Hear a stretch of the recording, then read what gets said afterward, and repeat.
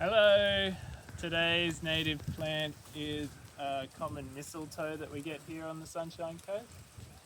So right here we're right on the border between Kabi and Jinnaburra country, and this one's a really common rainforest mistletoe.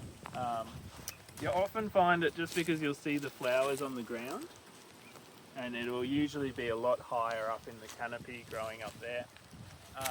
And this is on top of a native holly, so it's just absolutely dominating this native holly. And the poor native holly also has a Moreton Bay fig that's taking over it as well, so it's getting parasitized both ends. So this is called a hemiparasitic plant, and that's because the seed will land on the branches of a tree, and then it will germinate and it will put its roots down into that tree's branch, and it will start to take the water and the nutrients from that tree, but it also has leaves of its own so it can make its own sugars. It'd be really interesting to know whether it also puts sugars back into the host tree. Like, it might be a little bit more mutualistic and not fully parasitic.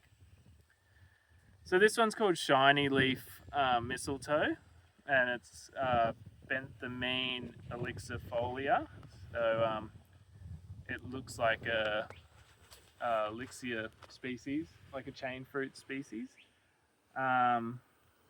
And all our mistletoes, well, maybe not all of them, a lot of them are pollinated by insects, but then also little fig birds. And there's also a mistletoe bird which pollinates these and then also eats the fruit, and it'll poo out the fruit and disperse the fruit around. They're a brilliant bird, big red chest on them, really striking colours. Yeah, so this one, there's a little bit of history around mistletoes coming from sort of the northern hemisphere of the world, where ancient pagan religions like the Druids thought of mistletoes as a symbol of prosperity and love and health. And then there's this Norse mythology around a god called Bladder that was a god of love and light, and his brother Hodor was the god of darkness and winter. And their mother Frigg made everything in the world swear not to hurt Bladder, the god of light, except she overlooked the mistletoe because she deemed it too insignificant. And then Loki, the trickster god, fashioned a dart or a spear out of the mistletoe and got Hodor, the blind and god of darkness, to spear his brother, which I don't think he knew what he was doing.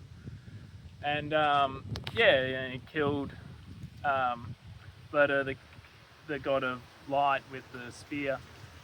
And then the mum Frigg cried and ended up deeming the mistletoe to be a symbol of love and prosperity instead of a symbol of death and destruction. So there's a little bit of mythology around it.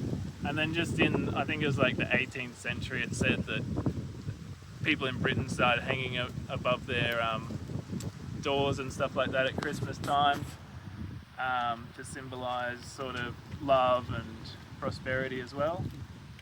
But yeah, this is one of our Australian mistletoe species. I think we got about 80 species of them, and they're really cool.